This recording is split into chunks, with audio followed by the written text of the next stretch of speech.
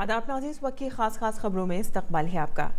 दिल्ली के रामलीला मैदान से वज़ीर आज़म नरेंद्र मोदी ने कल शहरियत कानून पर हुकूमत का मौक़िफ़ वाज़ेह किया। वज़ीर आज़म ने शहरियत कानून के ताल्लुक से मुल्क भर में जारी मुज़ाहिरों पर कहा कि ये कानून मुल्क के हिंदू मुस्लिम के लिए नहीं है। अपोजिशन को आड़े हाथों लेते हुए वज़ीर आज़म ने कहा कि लोगों को गुमराह करके मुल्क को खौफ और लाकानूनियत के माहौल में धकेलने की साजिश हो रही है। मुज़ाहिरीन से तशद्दुद पर आमादा न होने और अपोजिशन की जमातों की साजिशों को नाकाम बनाने की अपील करते हुए वज़ीर आज़म ने कहा कि मेरा पुतला जला लीजिए लेकिन मुल्क की इमलाक को मत जलाइए। उन्होंने ये भी कहा कि पुलिस आवाम की दुश्मन नहीं है। वज़ीर आज़म ने कहा कि शहरियत बिल पास होने के बाद कुछ सियासी जमातें तरह तरह की अफवाहें फैलाने में मसरूफ़ हैं। ये जमातें आवाम को गुमराह कर रही हैं, जज्बात को भड़का रही हैं। ये सब अपने मफादात की खातिर अपनी सियासत के लिए किस हद तक जा रही हैं, ये आपने गुज़िश्ता हफ्ते ही देखा होगा।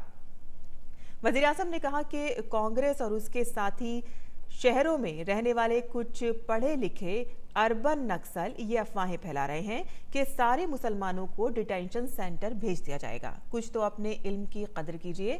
ये एक बार शहरियत तरमीमी कानून को पढ़ तो लीजिए। वज़ीर आज़म ने डिटेंशन सेंटर के ताल्लुक से अपोजिशन जमातों के झूठ को बेनकाब किया। वज़ीर आज़म ने कहा कि पुलिस वालों को अपनी ड्यूटी करते वक्त तशद्दुद का शिकार होना पड़ रहा है। उन्होंने कहा कि पुलिस वालों पर लोग पत्थर बरसा कर उन्हें जख्मी करके आपको क्या मिलेगा। वज़ीर आज़म ने कहा कि आज़ादी के बाद 33,000 से ज़्यादा पुलिस वालों ने अमन की बहाली और आपकी हिफाजत के लिए शहादत दी। और वज़ीर आज़म नरेंद्र मोदी ने कहा कि दिल्ली के 40 लाख से ज़्यादा लोगों की ज़िंदगी में नई सुबह लाने का एक बेहतरीन मौका मुझे और बीजेपी को मिला है। वज़ीर आज़म ने कहा कि हमने एक तरफ वीआईपी लोगों से दिल्ली के 2000 से ज़्यादा बंगले खाली करवाए हैं। वज़ीर आज़म नरेंद्र मोदी ने कहा कि शहर में आलूदगी कम हो, इसके लिए भी हमने मुसलसल कोशिशें की हैं। गुज़िश्ता 5 वर्षों में दिल्ली में सैकड़ों नए सीएनजी स्टेशन बनाए गए हैं। उन्होंने कहा कि यहाँ जो सनतें चल रही हैं उनमें से निफ्स को पीएनजी से चलने वाला बनाया जा चुका है।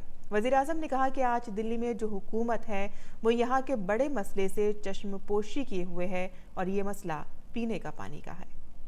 मरकजी वज़ीर प्रकाश जावड़ेकर ने दिल्ली हुकूमत को तनकीद का निशाना बनाया है। जावड़ेकर ने कहा कि लोगों को फैसला करना है कि उनको जिला वतनों को पनाह देने वाली हुकूमत चाहिए या उनकी मुखालिफत करने वाली हुकूमत चाहिए। उन्होंने कहा कि उनको मेट्रो बढ़ाने वाली हुकूमत चाहिए या मेट्रो रोकने वाली हुकूमत चाहिए।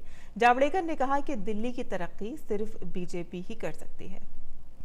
और शहरियत तरमीम कानून 2019 की हिमायत में नागपुर में मुनक़िद रैली से खिताब करते हुए मरकजी वज़ीर नितिन गडकरी ने कहा कि जिला वतन लोगों के मसाइल को पहली मरतबा मरकजी हुकूमत ने इस कानून के ज़रिए हल किया है। साथ ही उन्होंने कहा कि भारतीय सकाफ़त का मकसद तमाम मज़ाहिब का एहतराम करना है।